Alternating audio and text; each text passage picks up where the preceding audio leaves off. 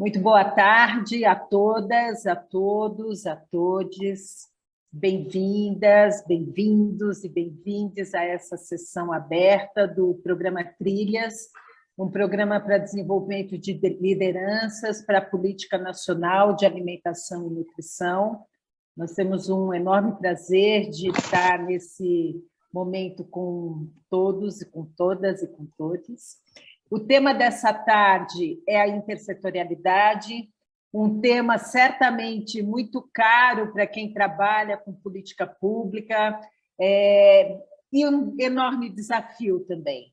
Temos inúmeras experiências e todo mundo que já tentou fazer ação intersetorial sabe a complexidade do processo, mas também a satisfação quando você consegue algum nível de sucesso. E sabe que qualquer nível de sucesso só abre portas para um caminho ainda mais amplo. E nós decidimos abordar a intersetorialidade porque é um tema crucial na agenda de alimentação e nutrição, e na perspectiva da ação local, que é uma dimensão, vamos dizer assim, da concretização da intersetorialidade, que tem enormes potencialidades e também um conjunto de experiências inumeráveis. A sessão de hoje vai ser moderada pela Michele Lessa. Nós vamos ter como debatedora uma pessoa para colocar algumas questões para a nossa reflexão, a Lília Raal, e temos também algumas convidadas. Então, eu renovo a saudação a todas e convido para as novas sessões abertas que o programa Trilhas vai ter. Nós definimos dentro do Trilhas que nós temos um processo para os participantes que foram selecionados para o processo de formação, mas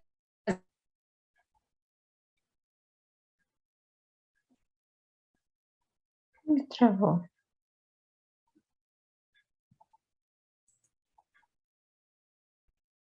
poder continuar na nossa sessão. Muito obrigada também por aceitar o convite, Michele, Lilian e as demais convidadas. Por favor.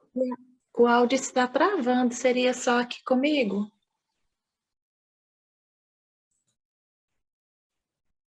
Travou para mim também, um pouquinho, depois melhorou. Isso, a Beta travou um pouquinho. Bom, boa tarde, eu queria dizer que meu coração está disparado, é uma alegria imensa estar aqui, muito obrigada pela oportunidade, pelo convite, e principalmente por a gente estar no momento de compartilhar, né, pessoas com experiências tão interessantes, poder compartilhar conosco, né? Muitas vezes conhecer a experiência de um município, de um estado, uma experiência local nos traz muito mais respostas do que qualquer teoria, né, escrita. E esse tema da intersetorialidade, como a Beta falou, ele está intrínseco na agenda de alimentação e nutrição, né? A gente não consegue falar de alimentação sem falar de sistemas alimentares. A gente não tem como abordar ambiente alimentar sem falar de escolas, por exemplo. A gente não tem condições de falar de Bolsa Família, Auxílio Brasil sem falar de saúde, assistência social, educação. Então, a nossa agenda, ela esbarra a todo momento na necessidade de trabalhar na parceria, necessidade de avançar na intersetorialidade, mas todos nós sabemos que cada sistema, ele tem um modus operandi, ele tem uma forma de atuar, ele já tem uma sobrecarga, muitas vezes, de várias coisas para fazer, e a gente ainda tem que pensar em conectar as partes, né? Então, a gente sempre fala que intersetorialidade é linda na teoria, todo mundo gosta de falar disso, e um desafio na prática. E a ideia de hoje é trazer experiências que romperam os obstáculos, romperam as barreiras e, de alguma forma, conseguem entregar para a sociedade algo melhor, trabalhando de forma intersetorial. Então, é uma grande alegria de convidá-las, né, nas falas, e que vocês possam também agradecer às participantes, aos participantes, muito legal estar com vocês aqui. E nós estamos num ambiente que de igual para igual, então a gente pede muito que vocês coloquem questões, coloquem perguntas no chat, dentro do possível, a gente vai estar aqui puxando e levando para as pessoas que estão apresentando as experiências, complementando o debate que a Lília Hal, que a gente tanto... Assim, uma pessoa que, sei lá, é difícil de falar da Lilian, porque já me ensinou muito nessa trajetória profissional, e depois eu vou apresentá-la, vai trazer algumas questões, né? Então, quem puder aí colocar no chat, alimentar o debate, que a gente possa aproveitar ao máximo essas próximas 2 horas.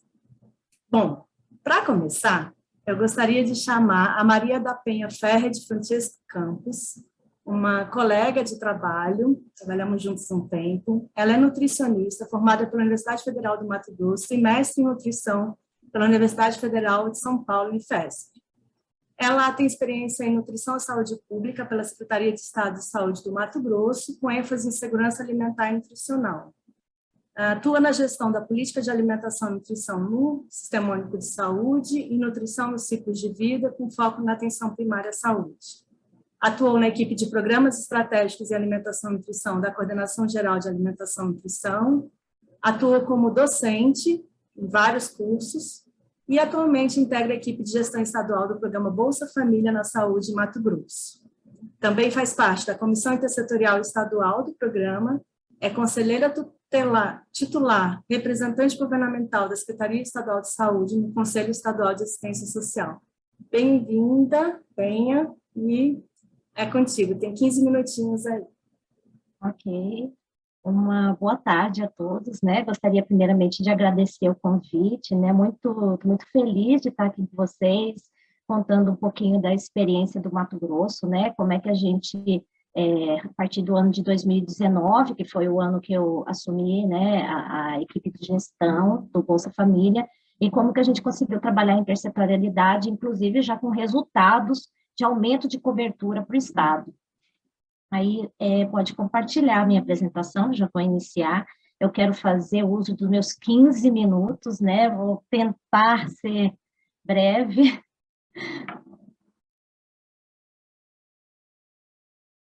Então, a gente vai apresentar, né, a experiência do Estado de Mato Grosso na gestão do programa Bolsa Família. A gestão do Bolsa Família do Estado de Mato Grosso, ela está dentro da Superintendência de Atenção à Saúde, faz parte de uma coordenadoria, que é a Coordenação de Promoção e Humanização da Saúde, em nome da nossa coordenadora também, Rosiane Rosa Pires, né? Ela também está dando aqui, né, a boa tarde para vocês, e é um prazer para nós estarmos aqui também apresentando. E a equipe, né, conta comigo e um assistente social, que é o Ademar, que integrou a equipe e é fundamental a ação da assistência social nessa equipe de gestão na saúde também. Pode passar.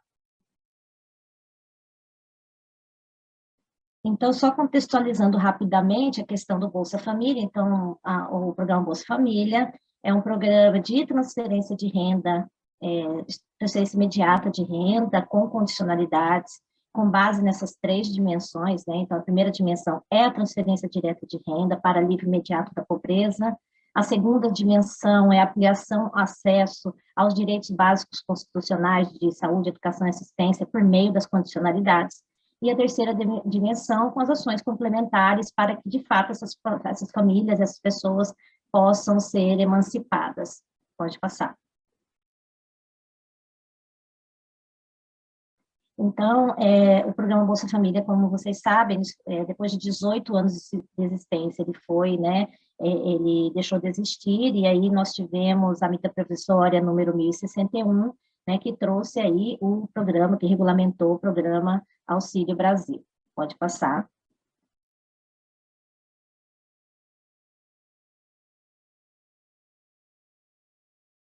Em relação às condicionalidades, saiu dentro do programa Auxílio Brasil, saiu o decreto número 10.852, que o capítulo 3, a seção 1, fala justamente do acompanhamento das condicionalidades já dentro do programa Auxílio Brasil, que é o programa de transferência de renda que está em vigor atualmente, né? Então, como vocês podem observar, as condicionalidades permaneceram as mesmas, né? Então, nós temos as mulheres, esse acompanhamento obrigatório para identificação das gestantes.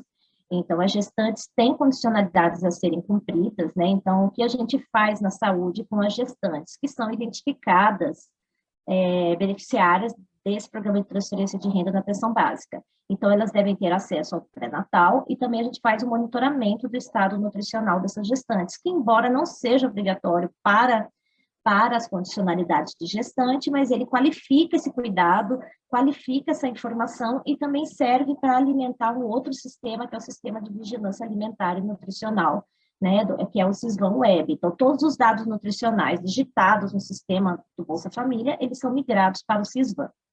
E aí nós temos as crianças de 0 a 7 anos, que também têm condicionalidades a serem cumpridas, que é o monitoramento do estado nutricional e o cumprimento do calendário básico de vacinação do Ministério da Saúde. Então, as mesmas condicionalidades do programa Bolsa Família se manteve, né, para o Auxílio Brasil dentro desse decreto que foi recentemente publicado. Pode passar.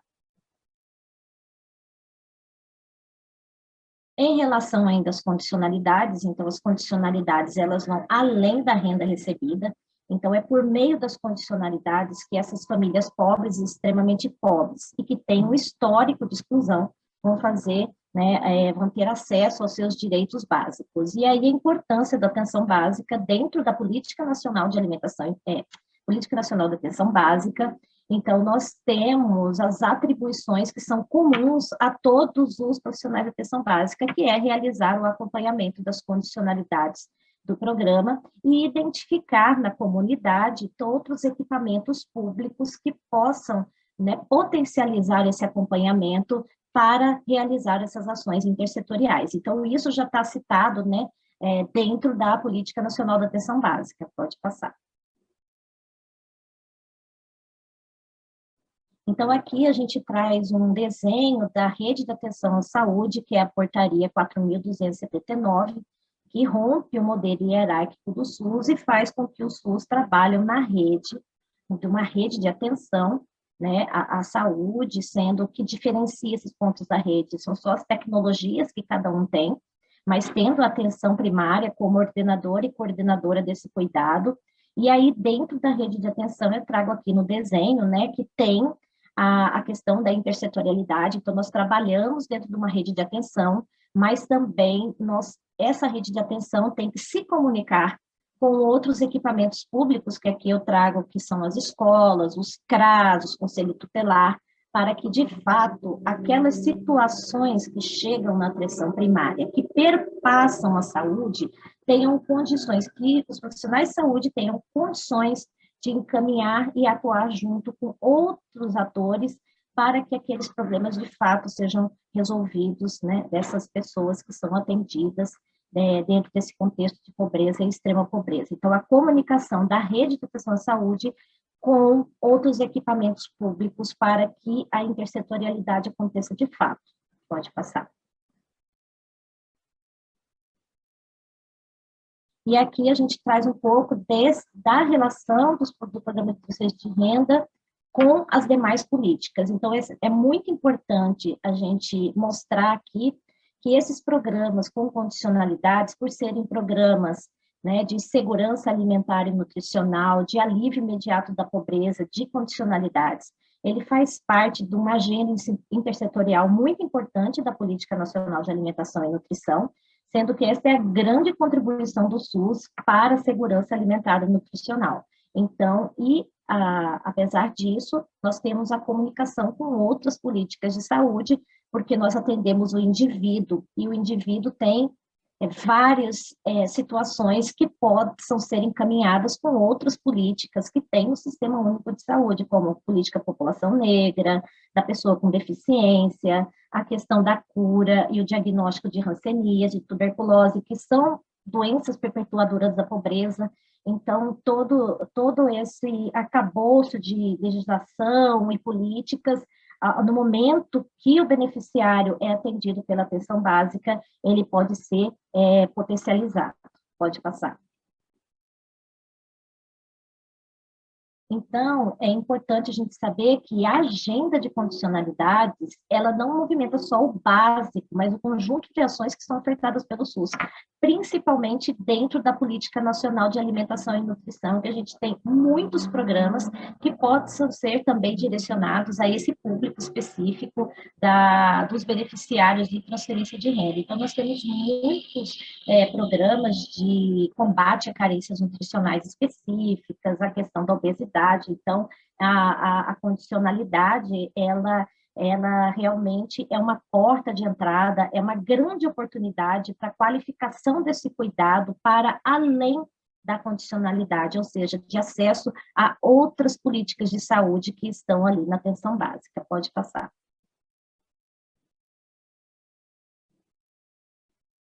Então, aqui a gente traz, né, a Política Nacional de Alimentação e Nutrição. Então, é uma política que ela tem uma grande intrassetorialidade na saúde, né, porque a gente trabalha com tudo, a saúde da mulher, saúde da criança, doenças crônicas. Então, dentro da saúde, ela tem essa intrassetorialidade e a característica principal da Política Nacional de Alimentação e Nutrição, que é a intersetorialidade. E aí, dentro do programa Bolsa Família, a gente criou essa matriz de interfaces do programa Bolsa Família, que é justamente para que o profissional de saúde, né, possa entender que a condicionalidade, ela é o mínimo do que pode ser ofertada, mas é uma grande oportunidade para a qualificação desse cuidado por meio das ações intersetoriais, por meio de todos esses programas, né, que a gente tem disponível no Sistema Único de Saúde. Então, ela alinha as diretrizes e princípios do SUS com vista a dar visibilidade às potencialidades da articulação, tanto intrasetorial quanto intersetorial também. Pode passar. E aqui, né, eu só fiz essa contextualização em relação aos programas de transferência de renda e a questão das condicionalidades como uma grande potencialidade para se trabalhar outros programas e outras ações de saúde, qualificando o cuidado para esses beneficiários. E agora a gente já vai contar para vocês um pouquinho da nossa experiência dentro da gestão mesmo do Programa Bolsa Família do Estado de Mato Grosso. Então, quais foram essas estratégias, né, que a gente desenvolveu para que o Estado avançasse, né, na cobertura dessas condicionalidades e que, de fato, a gente poderia aumentar o número de beneficiários dentro da atenção primária, né, e que pode ter acesso a esse direito. Pode passar. Então, só para vocês conhecerem um pouquinho do Estado e como que a gente trabalha a gestão da saúde do Estado dentro do seu processo de regionalização. Então, o Estado de Mato Grosso é um estado que tem 141 municípios e que foi dividido em 16 escritórios regionais. E cada escritório regional ficou com um número de municípios sob sua jurisdição. É importante frisar que em cada escritório regional de saúde do Estado, nós temos uma referência técnica do programa Bolsa Família, então fica mais fácil capilarizar esse conhecimento, né, para os 141 municípios. Então, o trabalho das nossas referências técnicas é primordial, porque é o nosso braço no interior, né? Então, quem está mais próximo dos municípios são as nossas referências regionais, e a gente, né, está sempre qualificando essas referências e sempre em contato com essas referências para que a gente possa capilarizar esse conhecimento. Então, pode passar. A intersetorialidade, nesse contexto, é a melhor forma de gestão, né, porque nós temos uma maior efetividade, um melhor uso de recursos, mais eficiência, e é uma gestão mais horizontal. Os princípios e valores a gente tem que é mais equidade e menos desigualdade, mais participação e mais cooperação, e refere-se ao processo de articulação das potencialidades em si, entre saúde, educação e assistência social dentro do Estado. Pode passar. Então, assim, considerando que o acompanhamento das condicionalidades do Programa de Transferência de Renda auxilia na identificação de vulnerabilidade no território, como que a gente trabalha essas redes de assistência social, saúde e educação para garantir, né, o cuidado dos beneficiários do programa, e também a questão da segurança alimentar e nutricional. Pode passar.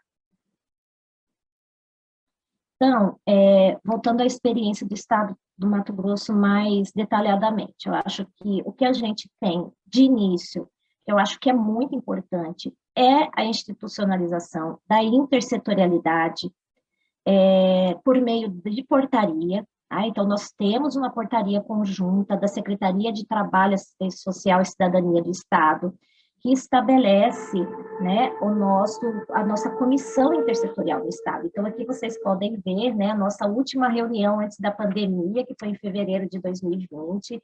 Então, nós estávamos reunidas ali para fazer todo o planejamento do ano, compartilhando os nossos recursos, porque nós temos o Índice de Gestão Descentralizada e a CETASC, né, por meio da superintendente Cristina Capucci, que vocês podem ver que o nome dela está ali na nossa comissão, que é a gestora do programa, né? Então, ela faz questão de chamar e a gente, né, vê essa questão do IGD, e a saúde apresenta o seu plano de capacitação. Então, assim, a gente sempre está presente nesse plano com material didático, com nossos encontros intersetoriais. Os nossos encontros da saúde, eles são todos custeados, né, com os recursos do Índice de Gestão Descentralizado do Estado. Então, esse é o nosso ponto importante, que é a institucionalização da intersetorialidade no Estado. Pode passar. E aí, dentro, né, como veio a pandemia, a gente não pôde mais se reunir, mas a gente manteve as reuniões virtuais, né? Por quê? Porque foi uma importante ferramenta para a gestão da nossa política pública, principalmente para o serviço de renda, e as condicionalidades e o IGD. Então, a gente conseguiu, no meio da pandemia, né, manter essa agenda intersetorial, por meio de uma gestão participativa, com corresponsabilização. Então, mesmo durante a pandemia, a gente continua atuante dentro, né, desse propósito da intersetorialidade. Aqui eu trago uma foto de uma oficina que a gente fez com os municípios prioritários. Então, a gente está, toda a comissão intersetorial do Bolsa estava presente, mais os municípios que a gente precisava trabalhar as condicionalidades para que eles pudessem avançar, mesmo durante a pandemia, para melhorar esse acompanhamento. E aí, a intersetorialidade e esse diálogo com a rede socioassistencial, educação e saúde, também é um grande desafio dentro da gestão do programa, mas também com boas perspectivas, tendo em vista que a gente tem um cenário totalmente favorável a isso dentro do Estado. Pode passar. 3 minutinhos, tá tempo. Tá. Aí, isso aqui eu trago para vocês, né, que foi uma experiência muito positiva do Estado, porque nós realizamos no ano de 2019 uma oficina intersetorial. Então, depois eu vou mostrar para vocês o resultado, é que no final de 2018, o Estado já tinha batido a sua meta de 73%. Então, para o ano de 2019, o que nós pensamos? A gente precisa qualificar essa gestão no Estado, para que a gente possa explicar o que é o programa, né? Então, a gente apostou na qualificação dos gestores, mas só da saúde, não. A gente abriu essa capacitação para assistência social, saúde e educação. E aí, durante o ano, dentro da Escola de Saúde Pública do Mato Grosso, né, eu ministrei, porque eu fiz sozinha as 14 oficinas, tá? Então, eu fiz as 14 oficinas de gestão do programa Bolsa Família na Saúde, com parte do sistema, abri para toda a agenda intersetorial dos 141 municípios do estado. Eles vieram para capacitação com dinheiro do IGD do município, então o IGD custeou a vinda dos profissionais. Teve município que capacitou toda a equipe, tanto de gestão quanto a equipe de profissionais de saúde. E aí, do ano inteiro de 2019, a gente conseguiu capacitar metade do estado de Mato Grosso e quase 400 profissionais e gestores, né? Então, aí eu trago para vocês, né, um pouco da foto aí dos nossos formandos, né, que participou da nossa capacitação, e aí pode passar. E aí, finalizando, eu posso já trazer o resultado para vocês de o que eu disse, né? Então, vocês podem ver na série histórica do acompanhamento do Estado, que já em 2018 a nossa meta era 73%, então a meta já estava batida. Então, o que a gente pode fazer para melhorar. A gente apostou em quê? A gente apostou na qualificação da gestão e dos profissionais de saúde. E aí, já durante todo o ano de 2019, como vocês podem perceber, à medida que a gente ia qualificando a gestão, o índice de acompanhamento e cobertura do programa, ele ia aumentando. Então, olha só, logo na primeira vigência de 2019, já com 5 oficinas, a gente saiu de 73 para 77,5. E aí, no final do ano, a gente alcançou a maior série histórica do Estado, que foi 80,16, que a gente já estava com os 400 profissionais, né, já capacitados da assistência social, da saúde, da educação, agente comunitário, médico, enfermeiro, a gente abriu para todo mundo essa capacitação. E aí foi a maior cobertura do Estado e que permaneceu até hoje, porque logo depois veio a pandemia e a gente ficou congelado em termos de repasse para o Estado nos 80,16%. Então, o Estado de Mato Grosso recebe até hoje o IGD com base na TAS, que é o taxa de acompanhamento de saúde, de 80,16%, que é a maior cobertura que o Estado já teve, né, na sua série histórica, como vocês podem observar. Então, a princípio, quando eu abri essas capacitações, eu não sabia, né, eu apostei. Eu falei assim, não, eu acredito que a gente qualificando as gestões profissionais, a gente pode avançar, a gente pode qualificar esse cuidado para essas pessoas na ponta, né, as pessoas beneficiárias. E eu vi que foi uma experiência que deu super certo, porque quando a gente iniciou um ano com 73% e a gente terminou o ano de 2019 com 80,16%. Eu não sabia que ia ter pandemia, então foi bom a gente ter trabalhado esse ano de 2019 todo, porque a gente parou na maior série histórica do Estado, que é o que o Estado recebe até hoje. Pode passar. Né? Então, assim, concluindo aqui a fala, né? Então, a gente, assim, atualmente a gente compreende essa questão dos determinantes sociais e a questão do processo saúde e doença, as pessoas que têm mais risco de adoecer, né?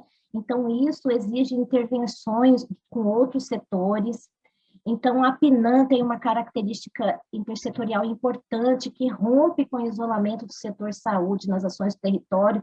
Por isso que eu acredito que, quando a gente abriu essa capacitação, a gente não se limitou somente aos profissionais de saúde, a gente abriu para assistência social, para educação, e isso foi super certo, porque a gente precisa dessas pessoas no território para que, de fato, os beneficiários tenham, né, uma qualificação desse cuidado.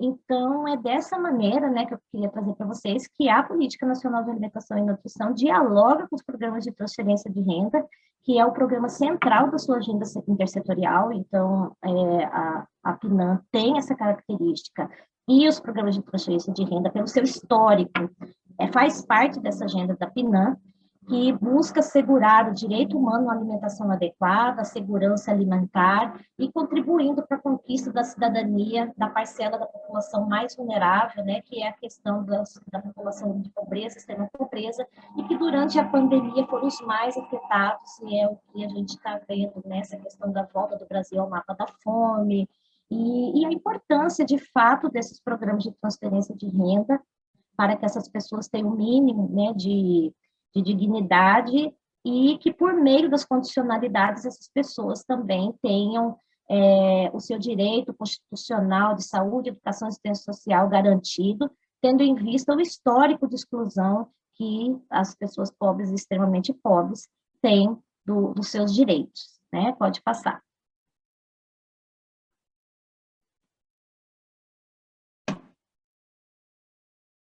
Então, aqui, para ilustrar, né, mais uma vez, então, Bolsa Família e os programas de transferência de renda, eles contribuem para a construção da intersetorialidade. A pobreza e a extrema pobreza sempre vão ser temas transversais para todas as políticas, inclusive de saúde. E aí nós temos as escolas, que é o cuidado integral da família nos territórios, os CRAS, né? E aí essa transição do Bolsa Família para o Auxílio Brasil, que ainda está muito complexo para a gente está precisando de mais orientações, tanto do Ministério da Cidadania quanto do Ministério da Saúde, né? Pode passar.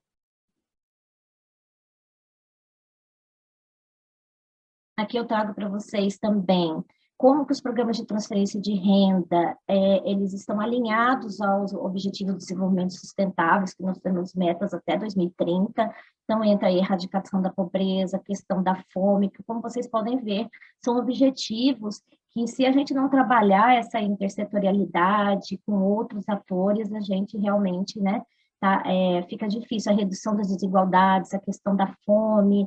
Então, eu acho que a gente tem que se atentar a esses objetivos e a questão da intersetorialidade, os programas de transferência de renda já contribuindo para essas metas, esses objetivos. Pode passar.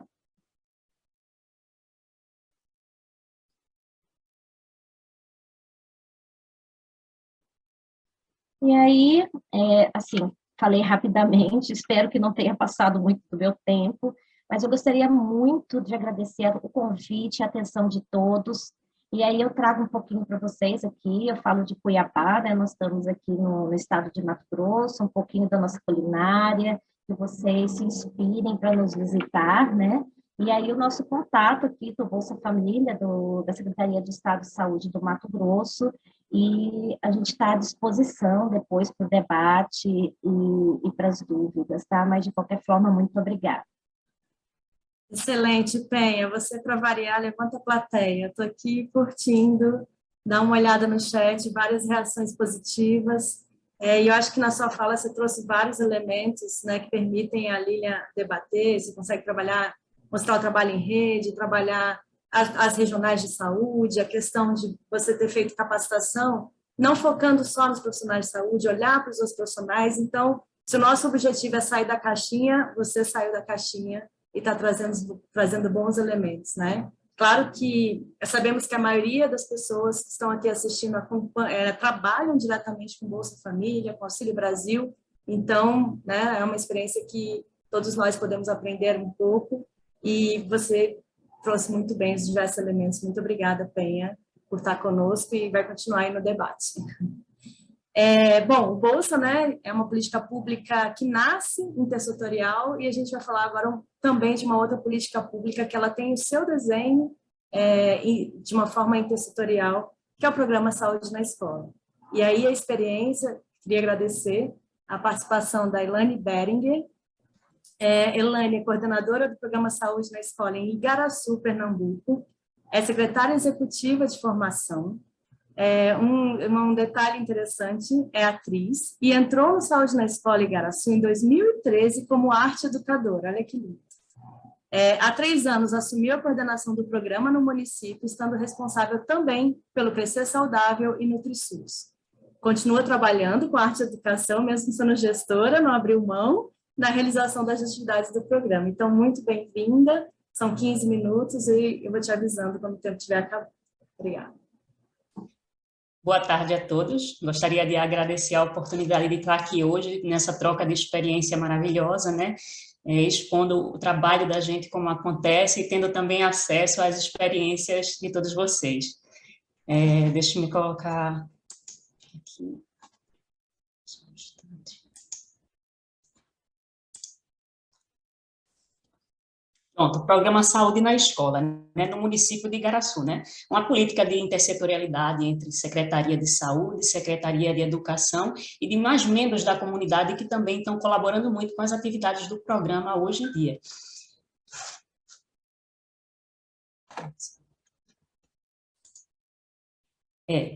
O nosso município, né, o município de Igaraçu, né, a gente tem uma população, uma estimativa de 118.370 habitantes, né, 92% da população é urbana, né, o município está localizado na região metropolitana, com a densidade demográfica de 333 habitantes por quilômetros quadrados.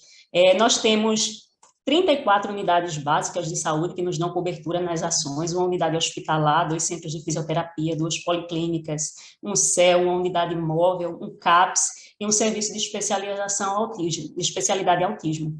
E todos eles colaboram também conosco nas atividades realizadas dentro das escolas. A nossa equipe ela é formada por arqueeducadores, né? Os profissionais do NASF, porque o NASF ele continua com as atividades dentro do nosso município, é quem nos dá total apoio na realização das atividades, os profissionais da atenção primária, professores e administradores da educação, né? O nosso programa ele dá cobertura a 39 escolas e 2 creches, né? Dando cobertura a um total de 11.267 alunos. Então, o planejamento, né, de intersetorialidade, como a gente realiza as atividades aqui dentro do programa. São feitas uma reunião com os representantes da Secretaria de Educação do município para o planejamento das ações. Então, a gente tem esse contato com a Secretaria de Educação sobre o que as escolas precisam. O PSL tem os temas dele, mas a gente precisa trabalhar o que é necessário trabalhar dentro das escolas. Então, a gente tem esse contato com a Secretaria de Educação para saber quais são as necessidades de cada escola. Então, a gente faz o levantamento do número dos escolares, né? E a faixa etária. Por quê? Porque nós temos esses temas, mas temos um público diferente para esses temas. A gente tem crianças da creche, né? A partir dos 6 meses, e a gente também tem as turmas do EJA, que são alunos adultos, então a gente tem que preparar tudo de forma que cada um entenda dentro da sua faixa etária, né? A territorialização das equipes da atenção primária, né? Ou seja, a divisão das escolas, né, para as unidades de saúde, quem vai ficar responsável por quem. Hoje, o programa Saúde na Escola, ele é da responsabilidade de toda a equipe de saúde, então todos os postos são responsáveis por todas as escolas, mas por uma questão de organização, a gente mantém essa separação. Então, uma unidade de saúde pode ser responsável por uma ou duas escolas, é uma forma que a gente tem de conseguir manter o controle do que acontece. E aquela escola, estando localizada naquela unidade de saúde, naquela comunidade, eles sabem exatamente o que é necessário ser trabalhado dentro da escola, porque é a vivência deles. Então, eles têm total noção do que precisa ser realizado em relação aos temas voltados para a saúde e para a educação. Pactuação com os profissionais da saúde e da educação sobre as ações e metas e o calendário, né, das ações, para que eles saibam como realizar, quando realizar e o que realizar. Então, a gente organiza as ações, a gente separa os temas, após o contato com a educação sobre as necessidades, e a gente compartilha isso com as unidades de saúde para que elas se responsabilizem pela execução dessas atividades. Participação de outras instâncias, Conselho Tutelar, Secretaria de Meio Ambiente e outros setores da saúde. A gente tem essa abertura dentro do município e isso é muito legal, porque a gente sabe hoje que o sistema de saúde ele está responsável por muitas atividades. Então, quando a gente tem essa abertura para que agentes da comunidade também possam colaborar com as ações da gente, isso é maravilhoso, porque a gente tem uma comunidade também envolvida na realização das atividades do programa.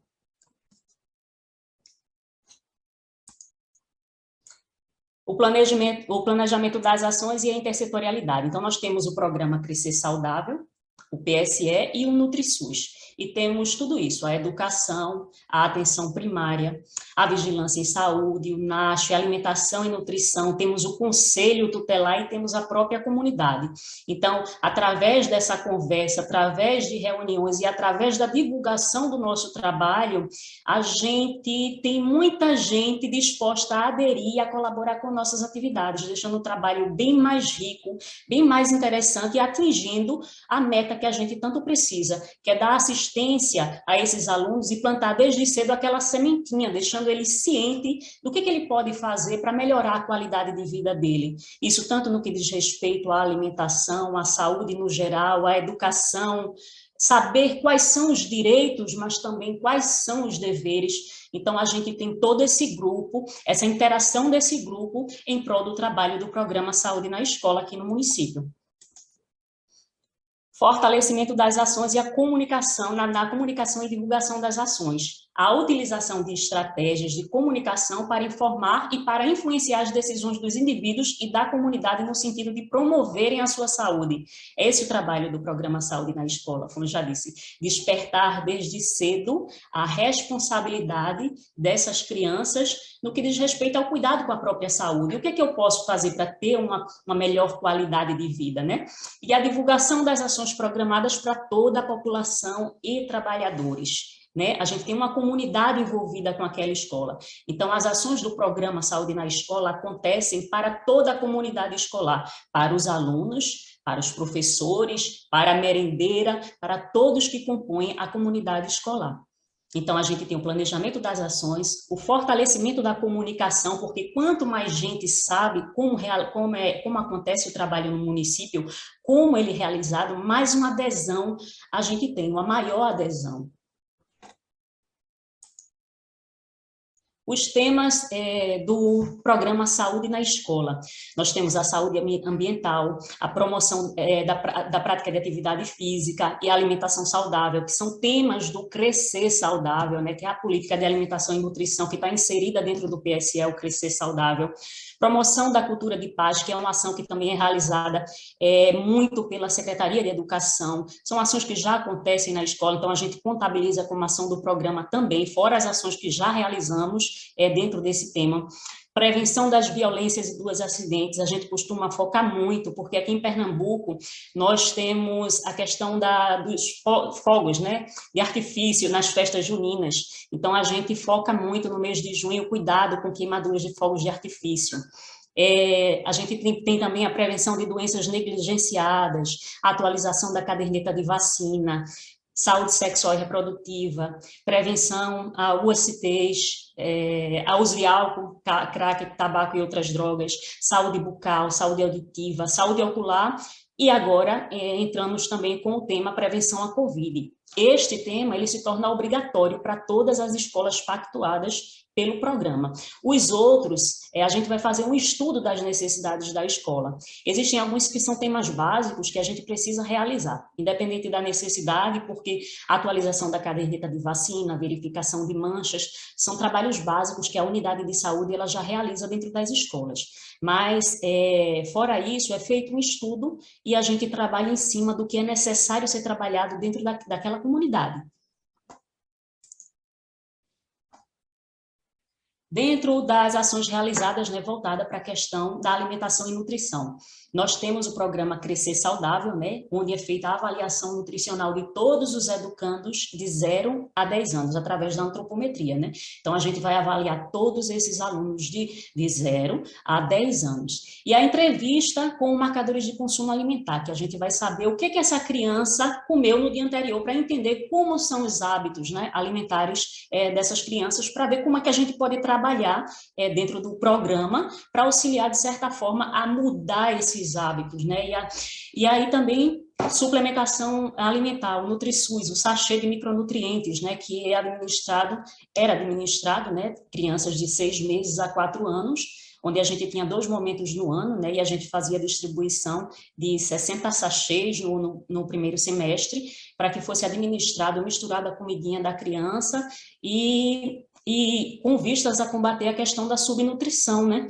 Infelizmente ainda tão presente em nossa sociedade. E também as palestras educativas e atividades complementares com os temas do Crescer Saudável, como a questão da alimentação, a importância da alimentação saudável no desenvolvimento infanto-juvenil, junto com a questão das práticas de atividade físicas. Então, após a realização dessas atividades, a gente identifica as crianças que estejam com IMC alterado, né, através da antropometria, para o encaminhamento para a unidade de saúde, para que essas crianças tenham um acompanhamento, né? E aí, durante o ano, vão ser realizados outros momentos dentro da escola, abordando os temas voltados para a questão da alimentação saudável e importância da atividade física. E a gente tem uma liberdade muito grande de realizar atividades onde a gente possa contar com agentes da comunidade, com profissionais que se interessem em fazer parte também dessas atividades, e isso soma muito para a gente. É bem interessante a diversidade, a riqueza das atividades, principalmente também com a questão da arte e educação, como a gente pode inserir e trabalhar os temas de uma forma criativa, né, explorando o lúdico para as crianças. Ações realizadas durante a pandemia. Nós tivemos um grande desafio, que foi continuar trabalhando com toda essa dificuldade. Essa segurando a seringa sou eu, tá? As ações do Crescer Saudável, elas foram realizadas durante a entrega de cestas. O nosso município, ele fez entregas de cestas básicas. Então, todo mês tinha entrega de cesta básica. Então, foi esse momento que a gente aproveitou durante a entrega das cestas para conversar com os pais. Porque por mais que a gente realize aquele trabalho dentro da escola, se a gente não conversa com quem gerencia tudo isso, fica difícil. Então, é preciso também despertar isso para os pais dos alunos, não só para as crianças. Então, foi um desafio que trouxe algo muito positivo para a gente, que foi esse contato com os pais dos alunos. Exatamente, o diálogo. O estímulo à vacinação também foi algo muito trabalhado. E as técnicas, nós produzimos muito vídeos nesses momentos, né, para compartilhar com esses alunos que estavam em casa. Nós fizemos um vídeo bem legal sobre alimentação saudável com uma nutricionista, Rose, ela se dispôs, ela tem um consultório lindo, então, todo preparado para o público infantil. Nós fizemos um vídeo perfeito, com uma linguagem bem didática, de uma forma bem criativa, e a gente compartilhou com os alunos da rede municipal. Era uma forma de estar trabalhando o Crescer Saudável à distância. Elaine, 3 minutinhos. Como fazemos para ter uma maior adesão dos escolares? As ações são estudadas e planejadas, né? De uma forma acessível e dinâmica, fazendo do aprendizado das práticas em saúde um momento divertido e esperado pela escola. Isso é tão gratificante. Às vezes a gente encontra esses educandos sem estar fantasiado de palhaço, né, com os nossos personagens, e eles nos questionam sobre alguns temas que são trabalhados, e é aí que a gente vê a eficácia do trabalho da arte e educação dentro das escolas. Cada grupo de aluno tem um tipo de ação programada, como eu falei, né? A gente fala de uma forma para a turminha do infantil, para a turminha da creche, mas a gente também tem que falar sobre aquele assunto para a turma do EJA. Então, a gente direciona aquela linguagem daquele trabalho para cada grupo. Então, a arte e a educação traz, através do teatro, das dinâmicas, da conversa informal de forma descontraída, a informação dentro da ludicidade e o estímulo à imaginação, além de uma porta aberta e receptiva para as informações dos demais profissionais, né? Porque a gente prepara, abre as portas sobre determinado tema, para depois o enfermeiro chegar com aquela informação mais séria e puxar a orelha dos educandos, né? Mas a gente faz essa abertura. É a imagem das voltas às aulas, né? A gente esteve lá com eles. Essa também sou eu, a personagem chamada Panela e Nina. Nina é uma menina muito teimosa que não se alimentava corretamente. E Panela estava lá para dar as dicas de como fazer para ter uma alimentação saudável. Agora, na recepção, já no pós-pandemia, né, a gente com todos os cuidados para realizar as atividades sobre o Crescer Saudável para os pequenos. Também, ainda nesse momento, a equipe com as frutinhas, a importância da alimentação saudável, né, do consumo de alimentos naturais. Então, a gente também, em uma das escolas.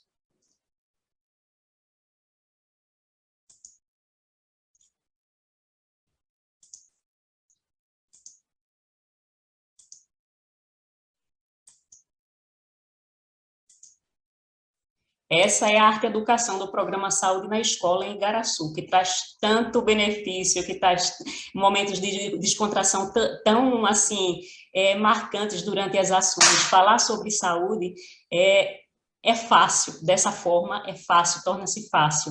E é um momento muito gostoso, de muita descontração.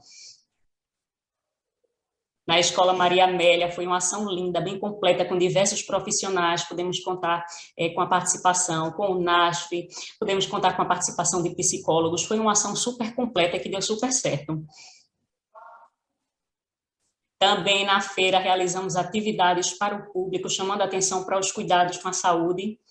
E esse é um vídeo. Chegamos aqui para fazer o pedido. Vamos cuidar mais dos nossos idosos.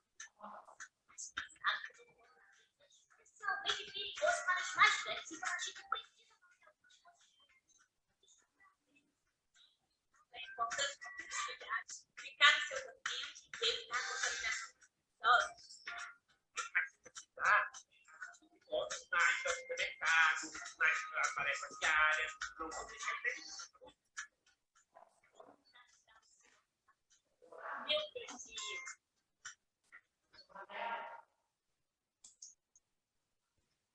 Pronto, gente, é isso. E, assim, uma coisa que eu faço questão de citar a importância da divulgação do trabalho.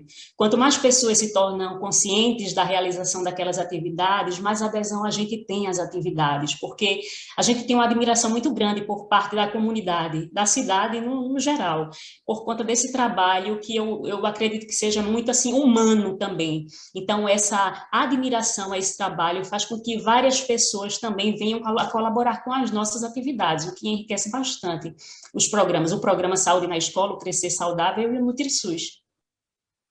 Excelente, Elaine, assim, várias reações e como vocês conseguiram em tempo de pandemia, né? A Penha mostra também uma realidade que eles conseguiram manter as reuniões em tempos de pandemia e vocês conseguiram ir a campo, manter as atividades, inovar ainda mais. Então, acho que todo mundo vai sair daqui colocando a arte em todo esse processo.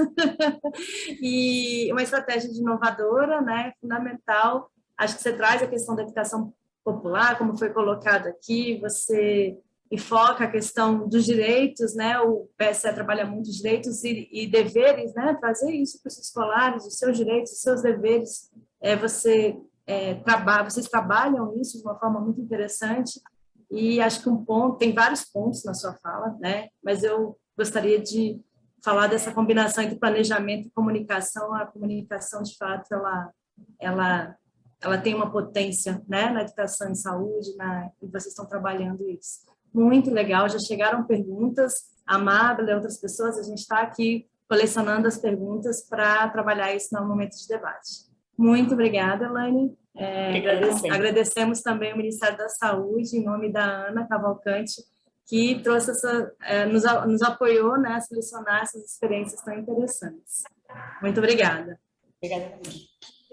Bom, pode tirar a sua apresentação, tá, Elaine? E a gente agora gostaria só de reforçar a importância de vocês colocarem, né, a Silvia está disponibilizando no chat a lista de presença, mas no sentido de poder entregar um certificado de participação, principalmente para quem não é do curso, vocês puderem pegar no chat e colocar os dados. E, neste momento, nós estamos trazendo a terceira experiência, e muito legal. A experiência já é interessante, mas muito legal.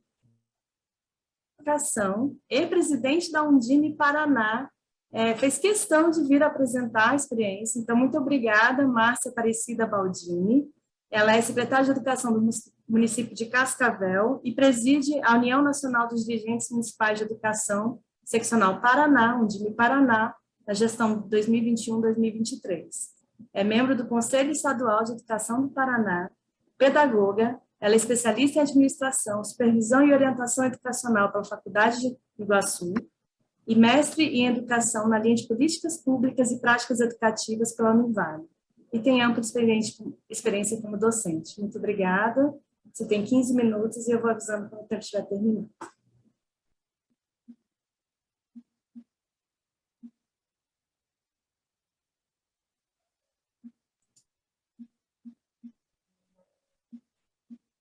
Márcia?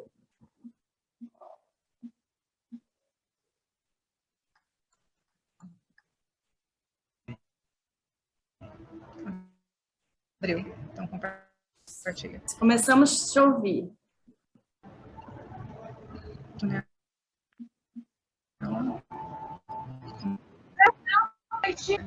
Bem, pessoal, a todos e a todas. Eu peço declaração. Estou num evento aqui, meus diretores de escola.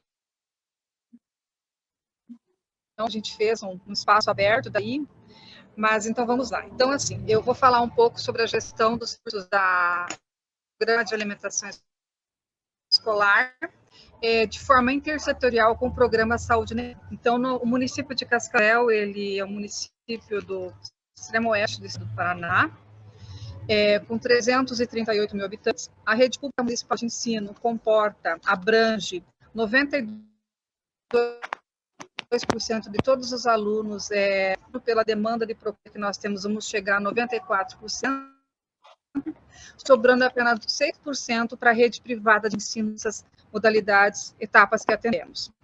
Concomitantemente, nós temos, então, um programa de ação integral, e esse programa nós temos ali a questão das refeições, que nós servimos em torno de 78 mil refeições diárias, porque todas as escolas que atendem tempo integral e os centros municipais de educação infantil, que também possuem tempo integral, nós servimos 5 refeições diárias.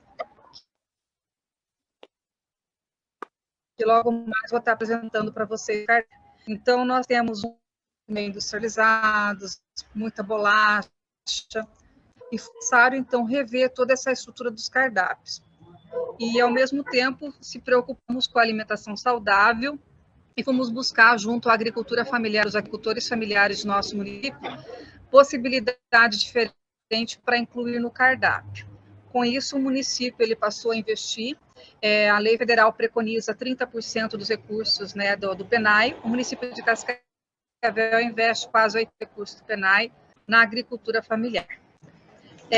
Então, houve então toda essa gestão dos cardápios em agricultura familiar, e ao mesmo tempo que a gente conseguiu melhorar a alimentação das nossas escolas e CMEs, nós também tivemos a questão da própria questão da agroindústria no nosso município, dos pequenos agricultores, que puderam se organizar em cooperativas e estar ofertando os produtos que eles plantavam, cultivavam,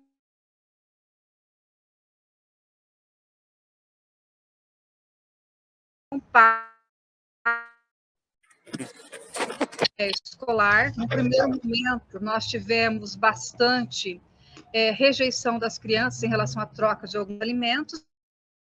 Depois se tornou, então, algo assim que foi sendo gradativamente, vagarosamente incorporado na cultura da alimentação das crianças. Então, eu trago aqui o cardápio da educação infantil, de 1 a 4 anos, no CMEs, o cardápio integral. Então, o nosso tempo integral aqui, tanto o cardápio de CMEs quanto o cardápio de escola, ele é pensado de uma forma que ofereça sempre pequenas quantidades de refeição, dividido em 5 períodos do dia, com o café da manhã.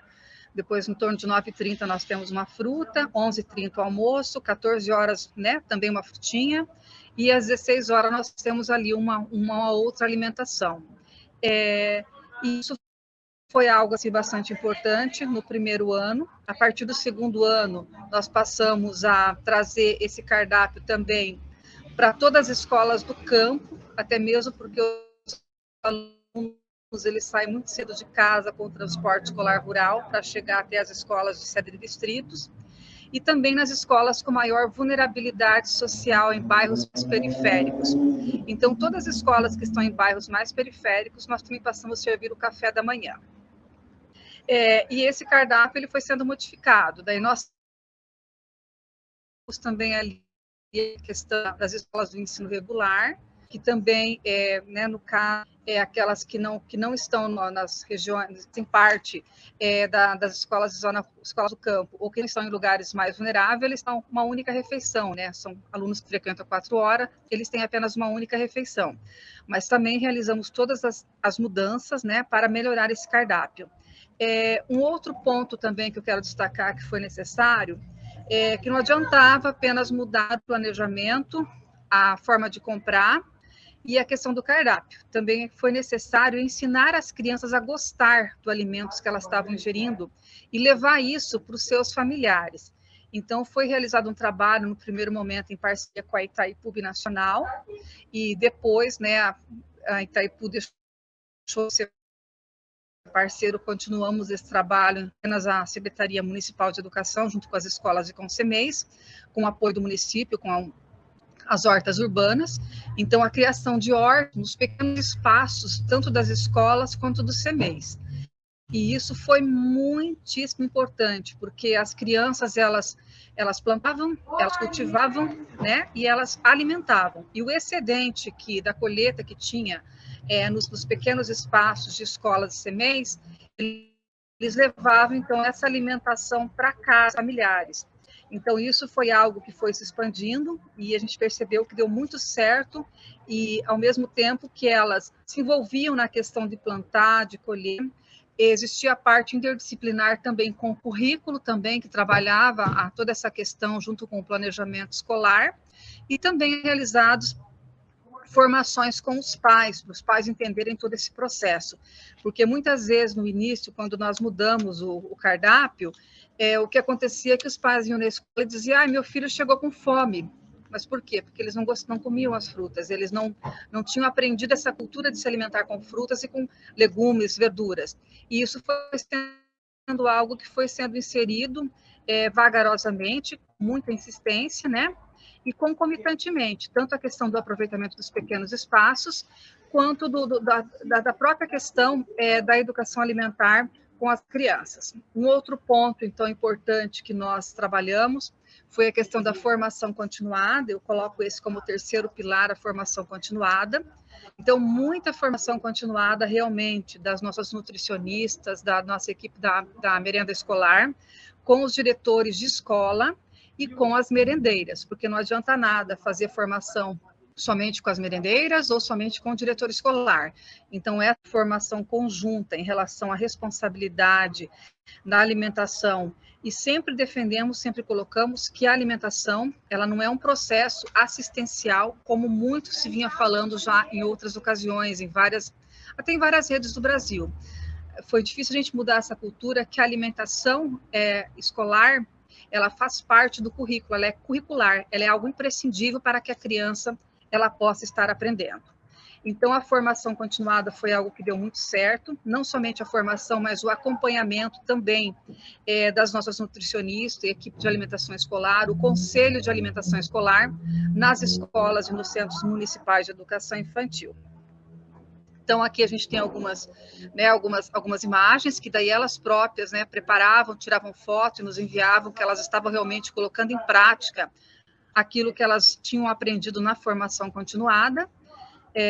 E as próprias crianças aqui, trago uma outra imagem, que isso aqui ele retrata a questão da educação alimentar, que nós iniciamos muito forte na educação infantil e seguimos nos anos iniciais do ensino fundamental. Aqui as crianças montando os espetinhos de frutas e legumes, verduras, e a própria questão do desenvolvimento do gosto, do paladar da criança em relação à alimentação saudável. Então, a questão da cultura da alimentação saudável foi muito importante. Outra questão que eu quero destacar, que daí a gente combinou com o concurso de receitas saudáveis. Então, fizemos ali as nossas berenjenas, foi voluntário, se inscreveram, trouxeram as acionistas de várias gremiadas, montamos um caderno de receitas somente com produtos saudáveis e fizemos uma grande exposição para a comunidade escolar, então, dessas receitas saudáveis. Uma das receitas premiadas foi o bolo Huck, ele era um bolo verde, ele é todo trabalhado, e produzido com alimentos saudáveis. Então, são várias questões que elas, com toda a criatividade, com a formação continuada, e realmente com a dedicação que elas têm ao preparo da alimentação, isso foi evoluindo. Então, aqui a gente tem algumas escolas que, os alunos maiores, eles mesmos servindo, eles mesmos montando prato, eles mesmos servindo, e tem até um aspecto assim, bem interessante, quando nós passamos a servir melancia para as crianças nos CMEs, a alegria deles em pegar aquela fruta, assim, sabe? Na educação infantil, a gente tem todo aquele cuidado de deixar a criança pegar, ela provar, ela sentir, para ela desenvolver realmente o gosto. Da mesma forma, isso também acontece com os legumes e as verduras. Um outro ponto bem que eu destaco, que foi muito importante, é a questão na pandemia, que esse processo todo que nós já vimos aí trazendo não parasse, foi também os critérios ali para não deixar nenhum aluno sem alimentação. Já no ano de 2020, nós tivemos aqui a parada das aulas no final de março, passamos a entregar no primeiro momento somente para as crianças vulneráveis, mas já no mês de julho, fizemos uma licitação em nossos... Então, concomitantemente, recebia o kit de alimentos perecíveis e de alimentos não perecíveis. Então, essa alimentação a gente levava até os pais que não vinham retirar na escola, para que a criança não ficasse sem, a gente levava até a casa da criança. Então, foi um trabalho assim, bem minucioso. A criança ficou sem alimentação escolar, inclusive os nossos quase 2.000 alunos que tínhamos naquela época em zona rural e do campo, a gente fazia esse trabalho também, levando com o ônibus transporte nas estradas, os carreadores, para que nós temos uma parte daquilo que a agricultura familiar nos fornecia, fora a parte de frutas, legumes e verduras, que não está aqui, mas também que foi algo que foi entregue, e o kit, né, então, dos não perecíveis também, que foi entregue. Então, são questões que nós colocamos, acreditamos, tudo com o planejamento que a gente vem desenvolvendo aí há 6 anos, e que foi algo que realmente fez a diferença, fez a mudança. Hoje nós estamos com praticamente quase 50% das escolas que têm as hortas, nos pequenos espaços, por mais pequeno que estejam. Então, eles têm essa cultura do plantio, de ensinar a criança a plantar, e a questão do cardápio diferenciado. No primeiro momento, a gente teve alguns embates, tanto com a criança se acostumar, quanto com os profissionais. Mas hoje a gente percebe o quanto que isso deu resultado e o quanto que as pessoas são gratas e defendem realmente essa questão dessa alteração, que isso refletiu na saúde das nossas crianças, refletiu muito na saúde das crianças. E, assim, é algo também que é uma decisão de governo, porque para nós conseguirmos manter esse padrão de qualidade, nós temos que investir muitos recursos livres do próprio município. Então, o nosso município aqui, mais de 50% de tudo aquilo que vai na aquisição da alimentação escolar vem de recursos livres do município, que se preocupa realmente com a questão da alimentação saudável. E os resultados nós estamos colhendo realmente, vimos na própria questão da aprendizagem, aquelas escolas com maior vulnerabilidade social, e nas escolas do campo, em que as crianças às vezes saem 5h30 de casa para chegar 8 horas na escola quase desmaiando de fome. Então, a questão do café da manhã, o resultado que já deu, e nas escolas vulneráveis, a criança ter o café da manhã, entrar na sala, o quanto que acabou aquela ansiedade dela querer toda hora ficar perguntando, professora, posso ir no banheiro? Passava lá perto da cozinha e perguntava qual o lanche hoje, né, para sentir o cheirinho do lanche. Então, tudo isso a gente foi resolvendo. E uma outra questão também foi a questão do tempo integral, porque nós servimos em 2017, quando assumi a secretaria e o prefeito essa gestão de continuidade, que a educação em tempo integral os filhos do para a escola, no caso das crianças de 5 anos, levar para a escola. Então, o que nós fizemos? Passamos, então, a ter o mesmo cardápio. Se lá no CEMEI tem 5 refeições, tem fruta, tem verdura, tem legumes, na escola também vai ter. Então, isso foi uma decisão, eu penso que muito assertiva, dentro da gestão da educação, e isso ocorre concomitantemente com o programa, né, Saúde na Escola. Então, seria isso, eu agradeço a todos, espero ter contribuído.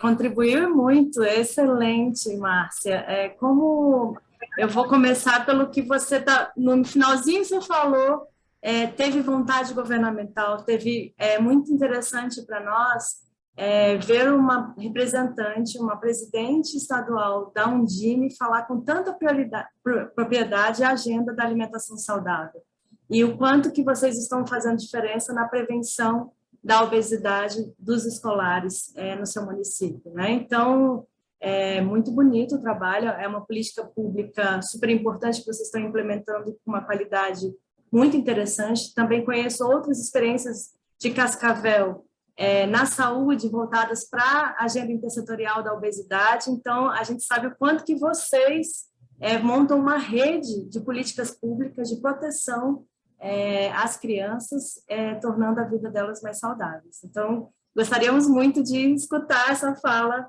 em todos os representantes da Undime, que você possa ser uma voz. Com certeza você está sendo uma voz dentre, né, os representantes, dirigentes municipais de educação, no fortalecimento do Programa Nacional de Alimentação Escolar e tudo que envolve no levar a saúde para as escolas que você falou com tanta propriedade. Muito obrigada, Márcia, pela parceria. A gente pede para você ficar, porque vieram perguntas. Esperamos que você consiga acompanhar o debate.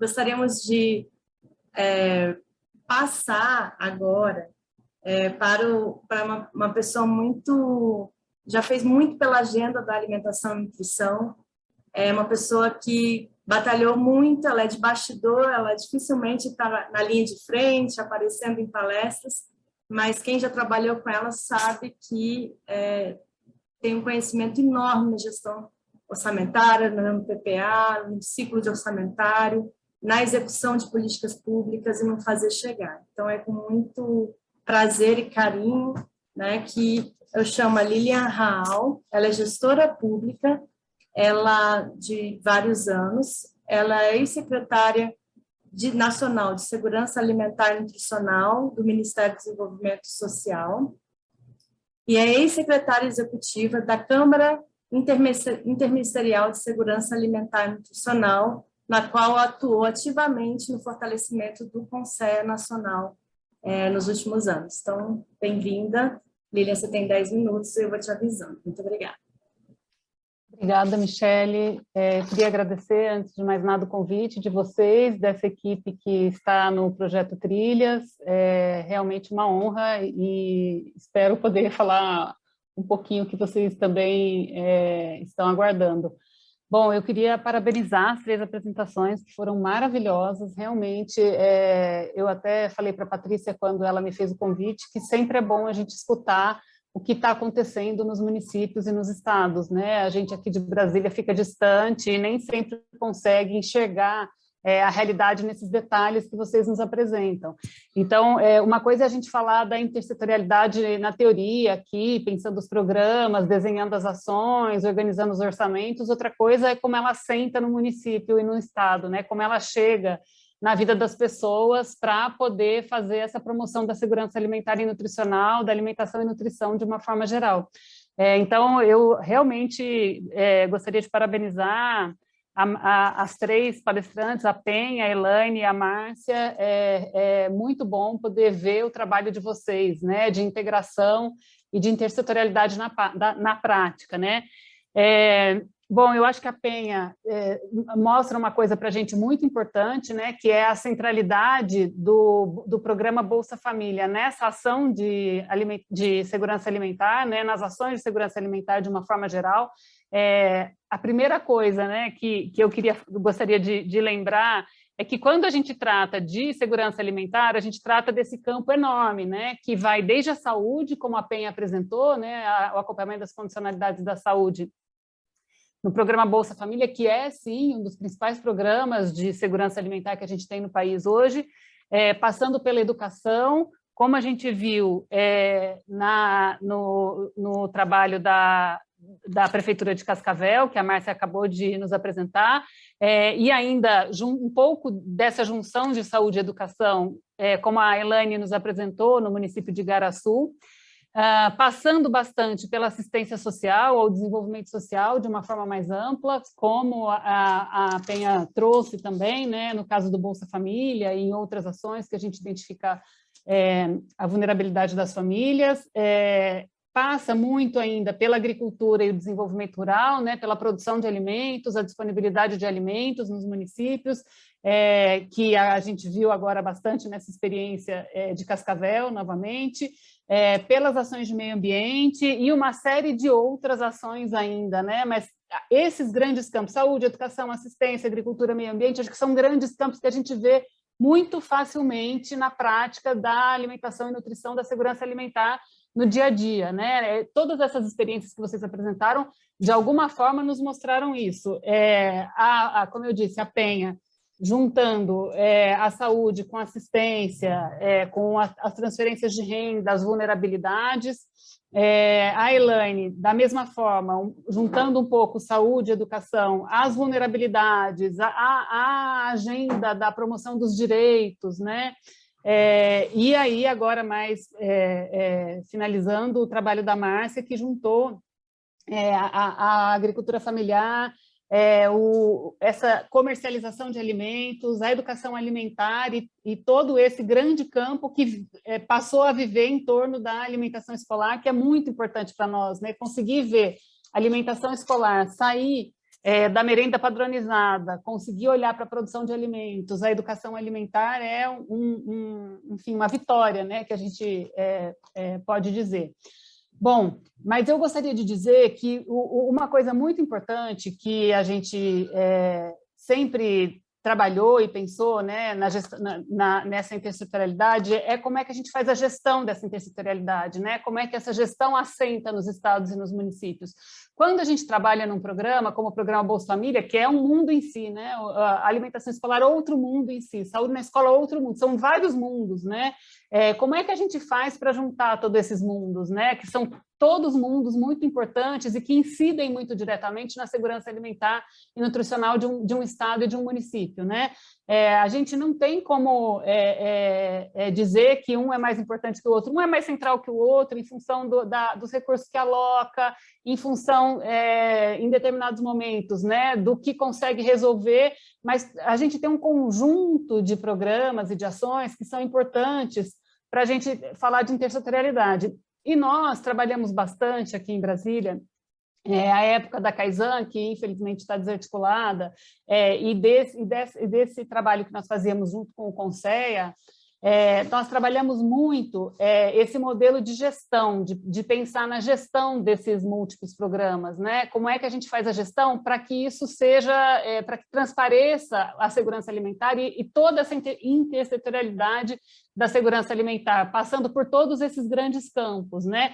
Então, a Kaizen, a Câmara Federal, foi isso em algum momento, muitos estados replicaram isso e continuam replicando isso nas suas gestões estaduais, alguns municípios conseguem replicar isso também nas gestões municipais, e com isso a gente consegue ter uma visão um pouco mais ampla do que é a segurança alimentar e nutricional na vida, né, real, como é que ela assenta no dia a dia das pessoas.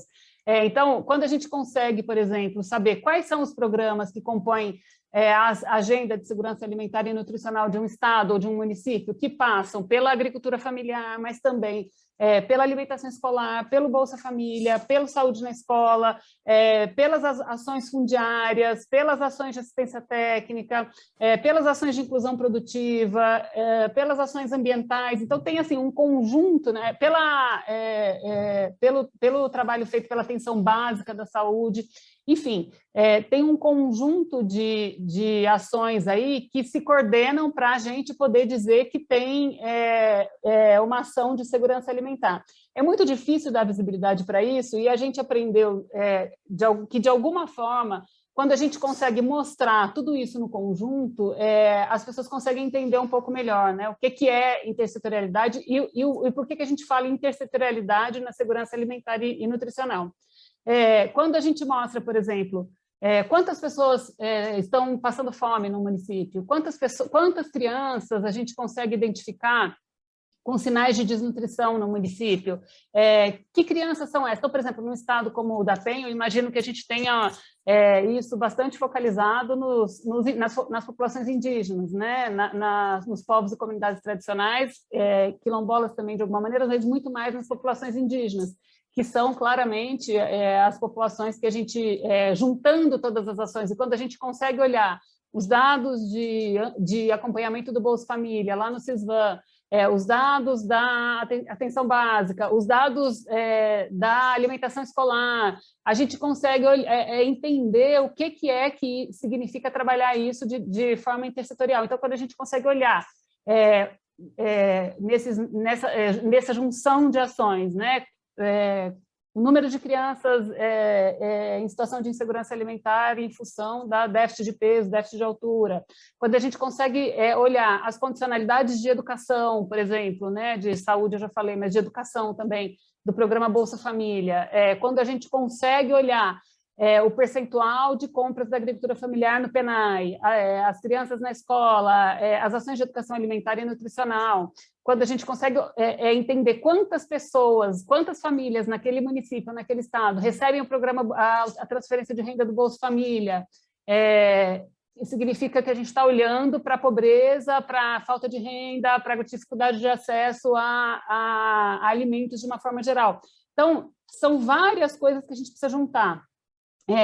E aí, fazendo esse monitoramento dos programas, nós conseguimos, de alguma forma, juntando os programas, né, organizando essa agenda de programas e fazendo o monitoramento dos programas, seja o monitoramento de orçamento desses programas, seja o monitoramento da execução física, a gente consegue ter retratos e mostrar de uma forma um pouco mais didática para a população em geral, mas também muito importante para os gestores, o que significa a segurança alimentar e o porquê que ela é uma ação intersetorial.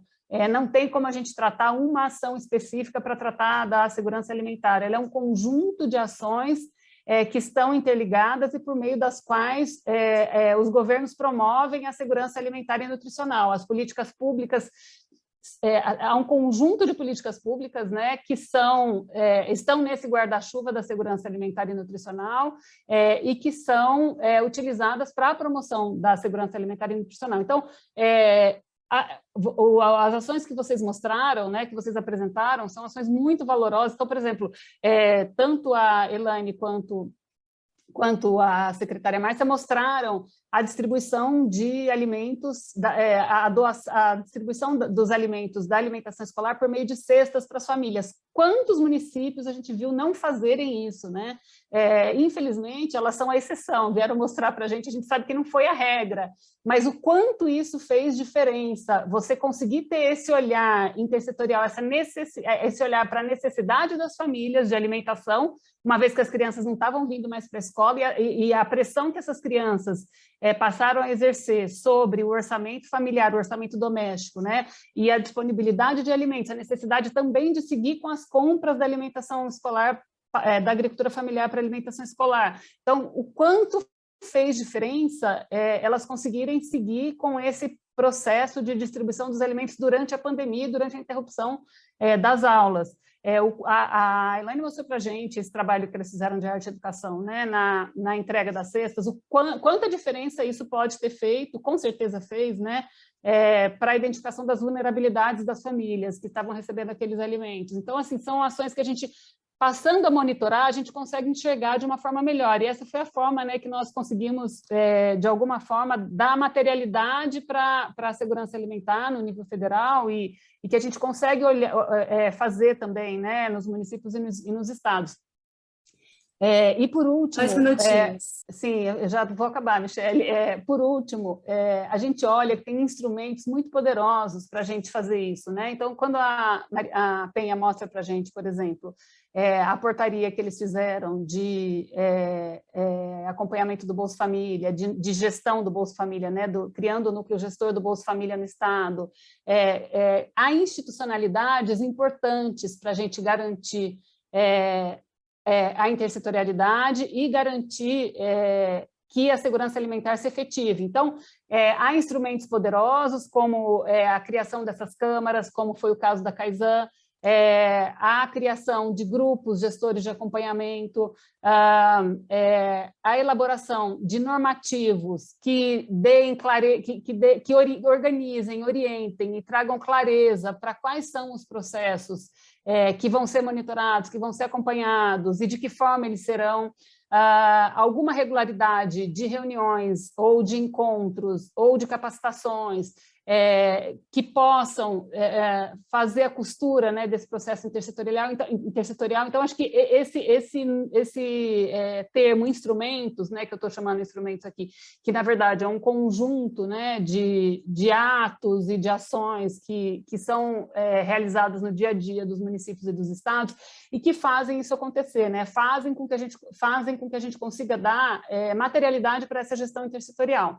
Então, acho que vocês mostraram para a gente aqui, né, para todas as pessoas aqui, experiências muito valiosas e que fazem a gente acreditar que é importante e necessário seguir com instrumentos e com o monitoramento dos programas e das ações e das políticas de segurança alimentar e nutricional que conformam esse grande campo da segurança alimentar e nutricional, e a gente precisa saber mostrar isso, né, para a população, mostrar qual é o valor público disso, né? Qual é o valor público que a gente está gerando com a gestão intersetorial da segurança alimentar e nutricional. Um programa sozinho, um desses programas sozinho, vai fazer diferença? Vai, mas a diferença é muito maior quando a gente consegue ter a gestão intersetorial desses diferentes programas. Acho que é isso, Michele. E aí eu estou à disposição para a gente continuar debatendo, e eu queria parabenizar mais uma vez as 3 gestoras que apresentaram, primeiro 3 mulheres, maravilhoso, segundo as experiências maravilhosas também, para a gente assentar um pouco, né, no dia a dia. Obrigada, Como você Michele. consegue, hein, Lília? Conseguiu trazer vários elementos, né? Eu acho que foi ótima a sua fala, que traz essa questão dos instrumentos, né, da gestão intersetorial. Então, fantástico. Acho que você trouxe várias questões, né, do monitoramento dos indicadores, do monitoramento orçamentário, do colocar num plano, do CONSEA, da Kaizen. Seria redundante eu trazer, eu acho que foi excelente a tua fala, no sentido da gestão intersetorial. E acho que eu gostaria de colocar só um elemento que é a resiliência. Esse processo todo exige muita resiliência de todas as partes, né? Então, não podemos achar que de uma hora para outra, educação, vamos fazer uma parceria, legal. Não, é um processo, e isso a gente viu muito da Lilian ter resiliência, entender que os parceiros, chama os parceiros para conversar, faz reuniões bilaterais, convence o parceiro para vir para a Kaizen. Então, é todo um processo que exige de nós muita capacidade de resiliência. E a frase que eu acho que a Beta colocou, ou o Henrique, veio muito forte agora, né? Ninguém sozinho é melhor que todos juntos. Então, acho que isso que a gente discute muito aqui no curso, né? Por melhor que sejamos, não seremos melhores que juntos com os demais. Então, essa discussão da intersetorialidade traz muito isso. Eu gostaria agora de puxar algumas perguntas, e aí eu peço que as palestrantes anotem, e aí para vocês pensarem um pouquinho, enquanto a gente faz uma rodada de respostas depois, tá? A Amábila perguntou para a Elane. Elane, Norma e a Amábila perguntaram para você. A Amábila gostaria de saber se o município utiliza e como tem sido o uso dos materiais educativos do Programa Saúde na Escola, vídeos, cadernos de atividades, vocês utilizam esses materiais? E a Norma pergunta, depois eu volto para vocês responderem, tá? Vou fazer todas as perguntas para as 3, depois eu volto com as respostas, pedindo as respostas.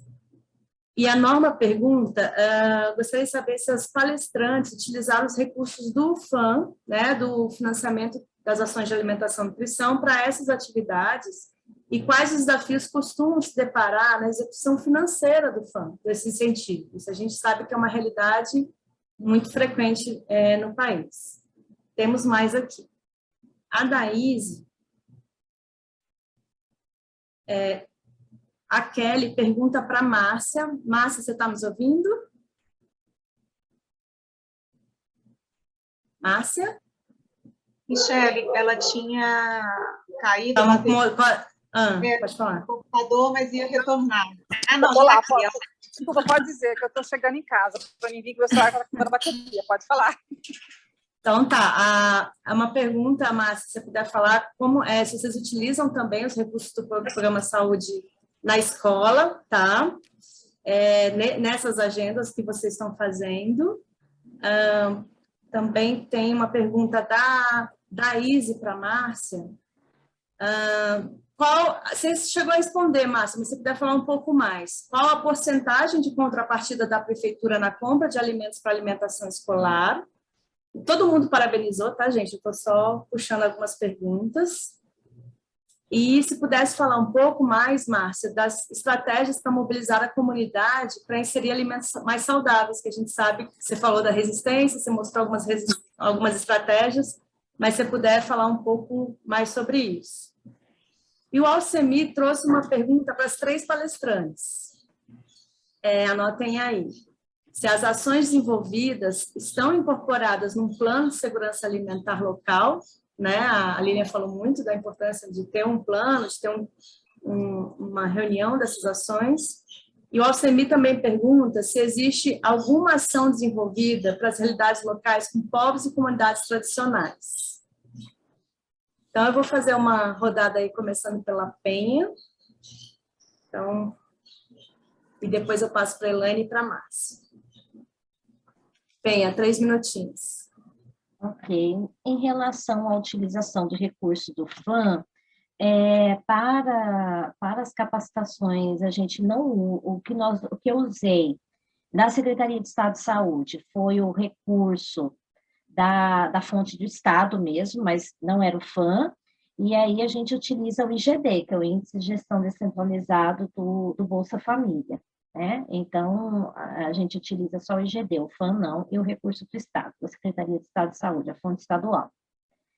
Então, dentro do Estado de Mato Grosso, nós fizemos uma ação com os municípios prioritários que estavam presentes a Superintendência de Segurança Alimentar da Secretaria de Trabalho da CETASC, né? Mas, assim, o Estado ainda não tem um plano de segurança alimentar e nutricional ainda, né? Então, essas ações não estão no plano do Estado, plano anual, o nosso plano de trabalho anual, a questão das capacitações e as nossas reuniões intersetoriais. E agora, para esse ano, a gente está procurando uma agenda de visitas intersetoriais. Então, a gente vai pegar aqueles municípios e vai visitar alguns municípios que precisam de apoio institucional do Estado. E essa visita, a gente está planejando fazer uma visita intersetorial, que vai à saúde, educação e assistência social. Então, também com recurso do IGD do Estado, tá? Em relação às ações com povos e comunidades tradicionais, nós temos, eu acho bem interessante a nossa experiência que a gente está fazendo agora. O que a gente está fazendo? Nós temos, dentro do Bolsa Família, o acompanhamento de condicionalidades de indígenas aldeados. E o estado de Mato Grosso tem muitos indígenas, né? É um estado que a gente tem, em média, 17 a 18 mil indígenas para acompanhamento toda a vigência. Então, o que nós estamos fazendo em relação aos indígenas? O Ministério da Saúde, em 2014, fez uma orientação para indígenas, para o acompanhamento de indígenas aldeados.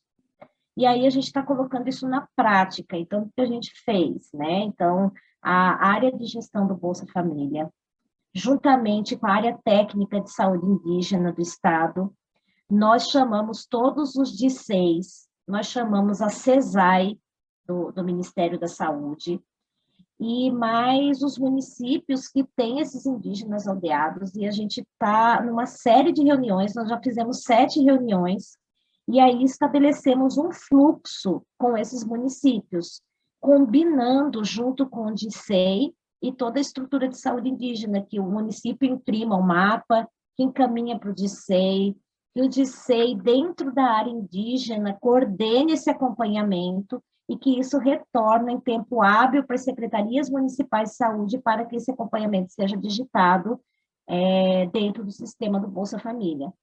Então, o que nós estamos fazendo?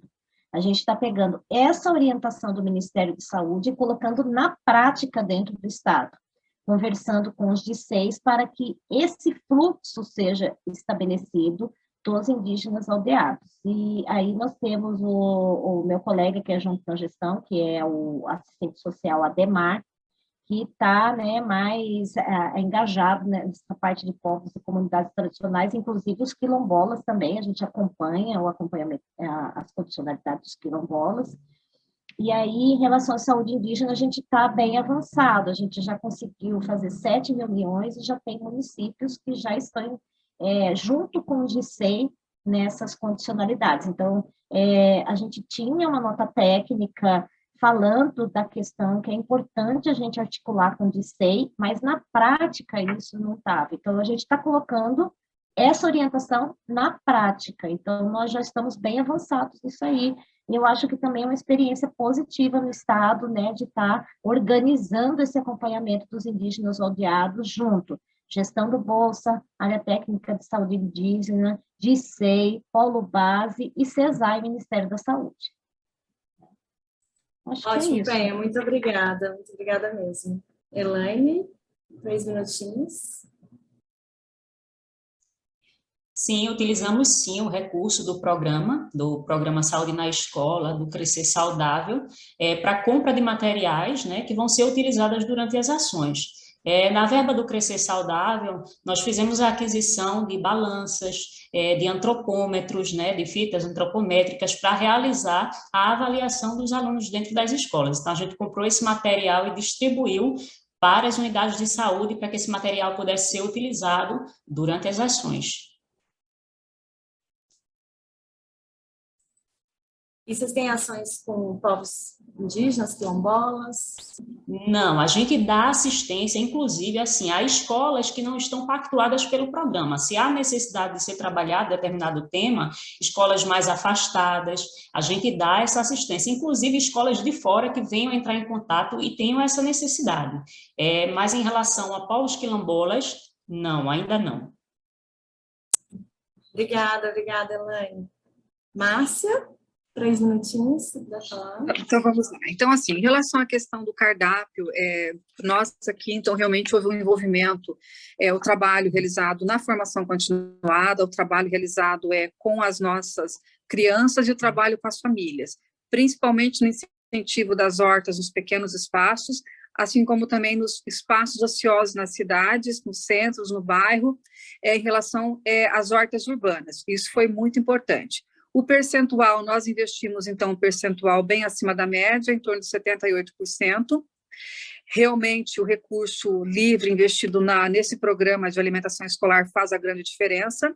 Em relação ao programa Saúde na Escola, há uma relação intersetorial muito próxima entre Secretaria de Saúde e Secretaria de Educação, e isso é algo que fortalece bastante. Nós temos um plano de segurança alimentar local, nós temos um conselho de segurança alimentar, nós temos também um conselho de alimentação escolar muito atuante, que acompanha, que verifica, que fiscaliza. O município trabalha muito na perspectiva de ofertar condições para esse conselho, com formação continuada, sempre subsidiando as ações do conselho para dar autonomia realmente ao conselho, para que ele se fortaleça, porque eu entendo que, enquanto gestora, quanto mais forte for o conselho, quanto mais ele consiga olhar aquilo que os meus olhos não conseguem enxergar, melhor vai ser para a gestão da educação. E o nosso foco é um só, é realmente alimentação saudável, segurança alimentar para as crianças, que isso vai refletir no processo de aprendizagem. Em relação à questão das comunidades tradicionais, eu tenho 11 escolas do campo e tenho uma das escolas que é uma escola de assentamento, então, reassentamento. Então, nós temos toda uma perspectiva do cardápio, que trabalhamos com as especificidades, acho que isso é algo que também é importante. Fala-se muito na educação da adaptação curricular, mas tem que ter adaptação também do cardápio, considerando as especificidades de cada região e a cultura alimentar dos alunos. Então, isso é algo que nós fazemos também, sem contar o cardápio para as regiões mais vulneráveis também, que é algo que, nossa, me orgulho muito de termos batido nessa tecla, ter enfrentado todos e ter implementado. Hoje nós já estamos com 44 escolas nesse ano, para o ano que vem vamos ampliar em mais 16 escolas, o café da manhã e a questão dos cardápios vulnerabilidade. Poxa, ótimas respostas, muito obrigada pela rodada.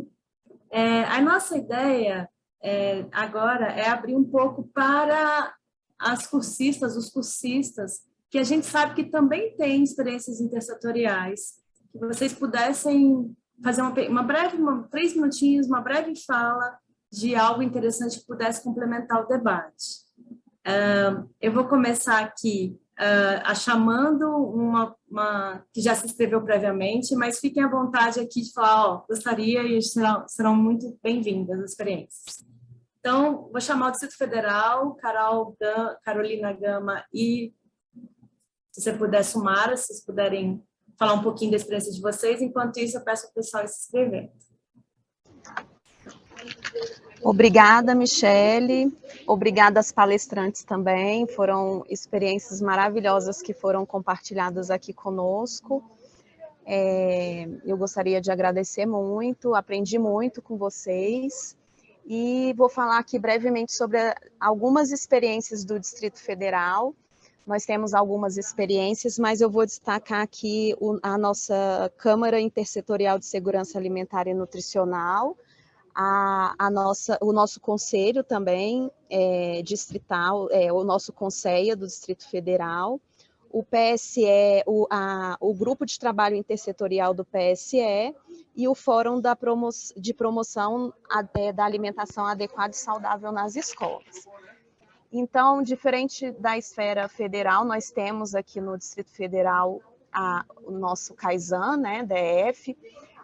A composição do CAISAN é definida por um decreto distrital, e a gente tem aqui a participação da agricultura, da saúde, da educação, do meio ambiente e recursos hídricos, dos direitos humanos, da igualdade racial, planejamento e orçamento, relações governamentais com movimentos sociais, assistência social, desenvolvimento econômico sustentável e assuntos fundiários.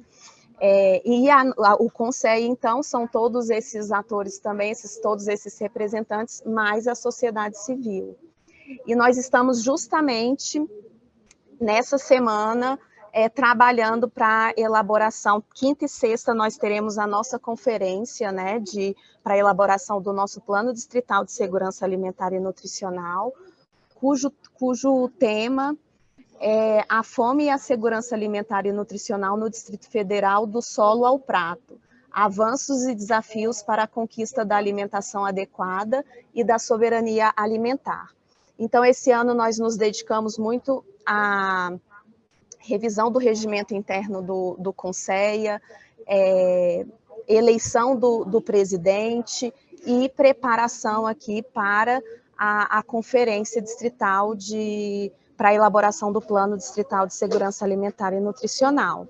Então, para que a gente possa colocar todas as nossas ações que forem pactuadas no plano em prática a partir do próximo ano. Então, é muito importante, dentro desse contexto também de pandemia, né, que a gente se dedique a essa temática para que a gente possa realmente contribuir para a solução dos problemas da sociedade. Então, esse é um primeiro ponto, eu acho que é um aspecto muito importante aqui do Distrito Federal, que nós estamos com tanto com o CAISAN quanto com o CEI ativos e nos empenhando muito para resolver todos os problemas da sociedade por meio, ou a maioria deles, por meio desse plano, avançar bastante nessa agenda. Outro espaço muito importante aqui do Distrito Federal é o Fórum da Promoção da Alimentação Adequada e Saudável nas escolas, inclui tanto as escolas particulares quanto as escolas públicas, mas a gente tem uma ação maior nas escolas públicas, mas com o intuito aí de ampliar para as escolas particulares também. Nós fizemos algumas ações esse ano voltadas à celebração do Ano Internacional de Frutas, Legumes e Verduras. Publicamos um e-book específico voltado para essa celebração. Está disponível, inclusive, no nosso site, da Secretaria de Saúde, mas também da Secretaria de Educação. E também fizemos também um e-book sobre o decreto 36.900 de 2015, que é sobre a lei que normatiza, né, a lei que estabelece diretrizes para a promoção de uma alimentação adequada e saudável nas escolas da rede de ensino do Distrito Federal, que é a norma que regulamenta, entre outras coisas, o que pode ser vendido, que pode estar presente, comercializado nas escolas.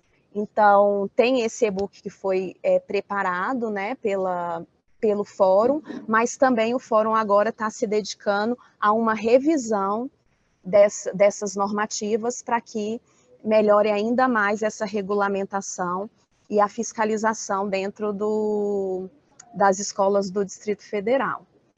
Então, são espaços muito, muito importantes de promoção da alimentação adequada e saudável e para evitar também de ações relacionadas à segurança alimentar e nutricional que nós desenvolvemos aqui no âmbito do Distrito Federal. É isso. Muito obrigada pela oportunidade de apresentar um pouquinho do nosso trabalho aqui nesse debate. Muito obrigada, Carolina. Muito obrigada pelo breve relato. Passou por várias agendas. Obrigada. Eu vou aproveitar aqui para reforçar o que a Silvia está colocando no chat. Para quem ainda não acompanha o Trilhas, a gente sugere que vocês passem a seguir o Trilhas no Instagram e nas outras redes sociais, @trilhaspinam. Então, a gente agradece aí mais seguidores para acompanhar o trabalho do Trilhas. Bom, tem os tutores e tutoras levantaram alguns projetos, né? E aí talvez alguém queira falar. Fiquem à vontade aí se quiserem apresentar. A gente sabe que tem Montes Claros, Divinópolis, o próprio Ministério, João Alfredo Pernambuco, Cariacica, Açailândia e vários outros municípios, estados que estão aqui e representantes do Ministério da Saúde. Alguém quer falar um pouquinho da experiência? Posso falar, Montes Claros? Opa, vamos lá, Valéria. Então, meu nome é Valéria, né? Eu sou enfermeira. Hoje eu estou quanto referência técnica do Programa Saúde na Escola, Bolsa Família, e também toda a agenda de alimentação e nutrição. Quando a nossa colega fazia a primeira apresentação, eu me vi um pouquinho no lugar dela, porque eu fiz mais ou menos isso aqui em Montes Claros. Quando eu assumi o Bolsa Família, o município aqui tinha uma média de indicador, já chegou a ter menos de 30%, tinha uma média de indicador de 50%, 60%, eu consegui levar o município para um indicador de 92% de acompanhamento. E aí eu falo 92% para uma população de 34 mil, a minha população do Bolsa Família, ela oscila acima de 30 mil. Então, assim, para quem tinha um indicador de 50%, para subir para 9%, eu acho que deu uma melhor. Para subir para 92%, né? Eu acho que deu uma melhoradinha. E eu trabalhei mais ou menos nesse sentido. Eu fui em todos os CRAS, eu qualifiquei todos os digitadores. Eu não sei como lá no desenvolvimento social eles falam, mas é a pessoa que recebe o público, que faz a inclusão dele no sistema do CAD único. Eu qualifiquei todos eles, fizemos uma reunião com toda a gestão lá do desenvolvimento social, eu expliquei para eles a importância, depois eu fui em todos os CRAS, sentei com os digitadores, mostrei passo a passo como que era. Aí depois que eu fiz isso, eu fiz uma reunião com 100% dos PSFs. Eram 140 enfermeiros, né, que aqui nós temos 140 PSFs, e mostrei para eles todo o programa passo a passo. E aí, com isso, nós conseguimos melhorar o indicador. O indicador que era de 50%, no máximo 60%, ele foi para 92%. Isso quanto Bolsa Família. O Programa Saúde na Escola, nós temos uma parceria muito próxima, muito bacana com a educação. Nós temos um GTIM presente, assíduo, temos nós temos as atas mensais, livro de ata, livro caixa para gasto de recurso, todos os recursos que nós vamos usar do Programa Saúde na Escola, no Crescer Saudável, a gente leva as opções de aquisição de material para o GTIM, discuto no GTIM.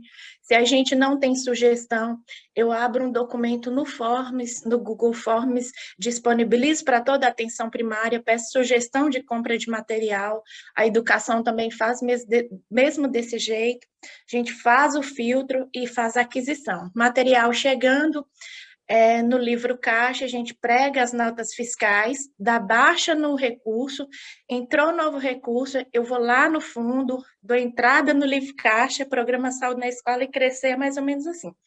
Tenho total governabilidade do recurso financeiro, os livros ficam a inteiro dispor de quem tiver interesse de acompanhar tanto as reuniões do GTIM, quanto os gastos do recurso FAM e VAN. Também o VAN, acho que foi o VAN, que foi parcela única, que eu fiz? Nós fizemos um levantamento de toda a rede, o que estava sucateado, o que precisava melhorar. Compramos balanças, aquela balança plataforma e balança portátil para 100% dos 140 PSFs. Com o restante do recurso, eu consegui comprar uma balança digital para 100% dos agentes comunitários, são 870 agentes comunitários e um estadiômetro digital. Porém, aí, como o recurso do estadiômetro digital não dava para adquirir tudo, às vezes eu faço barganha, eu falo, me dá um pouquinho de tal recurso que eu cedo do meu. Aí eu peguei um pouquinho do recurso do cofinanciamento. Aí hoje nós estamos até em fase de entrega já dessas balanças, até mesmo para me conseguir melhorar os indicadores do crescer saudável, porque a minha maior dificuldade era a seguinte: como que eu vou cobrar uma ação se eu não estou oferecendo o instrumento? Então, eu tinha que equipar.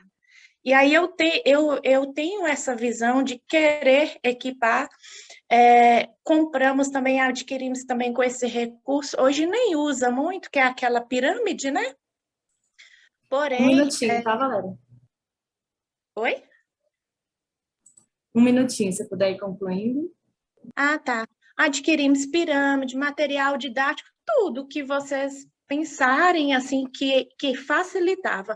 A minha dificuldade hoje é com recurso humano, porque eu não tenho, por exemplo, eu tenho as ideias, mas às vezes eu não tenho quem coloque em prática para mim na gestão. As compras eu fiz, mas igual, por exemplo, o que eu estou debatendo com o município? Que eu preciso de alguém para fazer a crítica das informações que está no sistema, e eu me deparo com a dificuldade de RH. Tudo que foi falado eu tenho facilidade, eu consigo raciocinar, eu tenho acesso ao recurso, mas eu não tenho RH para fazer a crítica. Então, meu depoimento é esse. Esperamos aí que com o curso a gente possa te apoiar. Muito legal tudo que você faz, Valéria. Muito legal, acho que você já consegue muita coisa. Sem dúvida tem espírito de liderança e que a gente possa aí estar pensando estratégias para superar essa situação, né? Esse desafio. Nós temos só 4 minutinhos para fechar e temos 2 inscritas, a Miriam e a Vanessa. Eu vou pedir para vocês serem muito breves para que a gente possa passar pelo menos uma fala rápida final das palestrantes. Miriam. Bom, gente, boa noite, é um prazer estar aqui com vocês. Eu estou aqui nesse curso não estou como gestora, né? A gente aqui está como controle social e na saúde, né? Na esfera federal, né? Então, com o desafio, né? de lidar com toda essa agenda, né, do desmonte, né, com o fim do Conselho Nacional, né, e entendendo que a Comissão Intersetorial de Alimentação e Nutrição, conforme previsto lá na 8080, tem como missão, né, ter esse olhar para as questões que são determinantes do cenário de saúde, né? Diante dessa pandemia, eu queria trazer assim, um pouco do que nós pensamos, né? De que forma nós, enquanto CIAN, dentro do Conselho Nacional de Saúde, nos colocamos, né, nesse momento, né? Entendendo que a saúde ela não é só o que se faz no setor, não são só as práticas, né, dentro do setor saúde, mas a perspectiva intersetorial. Escutando um pouco cada uma de vocês, eu até compartilhei com a minha parceira de conselho, né? Será que vocês, né, tanto o Estado quanto municípios, têm CIAN? Né? Quer dizer, de que forma o controle social da saúde acompanha esses processos, não só o controle social da segurança alimentar, mas o controle social do Conselho de Saúde, e que eu acho que é importante, eu acredito que estão aqui dentro desse curso, e de que forma a gente que está lá no controle social, dentro do Conselho de Saúde, de que forma nós estamos nos apropriando e levando o Conselho de Saúde a se apropriar dessa agenda, tá? Da agenda de segurança alimentar. É uma provocação que eu faço aqui, até por conta do tempo, eu ia fazer uma relação, né, do que nós, enquanto CIAN, produzimos nesse período da pandemia, né? Mas, enfim, rapidamente, a defesa do guia alimentar, os posicionamentos contra a taxação de refrigerante, a nossa preocupação com os desmontes do programa de aquisição programa de aquisição de alimentos. Vamos discutir nessa semana a questão do fim do Bolsa Família e as alterações do programa de alimentação do trabalhador, no sentido de construir posicionamentos, né, que vão de situações que certamente vão repercutir no cenário de saúde da população. Rapidamente, é isso. Ótima provocação, muito obrigada, Miriam. Vanessa, você consegue falar em 1 minutinho? Ei, boa noite, vocês me escutam?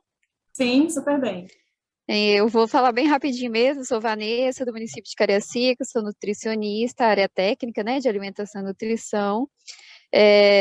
Eu queria só falar de alguns desafios que a gente tem, né, no município, e eu acredito que seja para todos, em relação à intersetorialidade, né, que muitas vezes o nosso maior desafio é fazer os profissionais, né, entenderem que o indivíduo é o mesmo, que percorre todos os equipamentos e que perpassa por todas aquelas situações daquele ambiente que ele vive.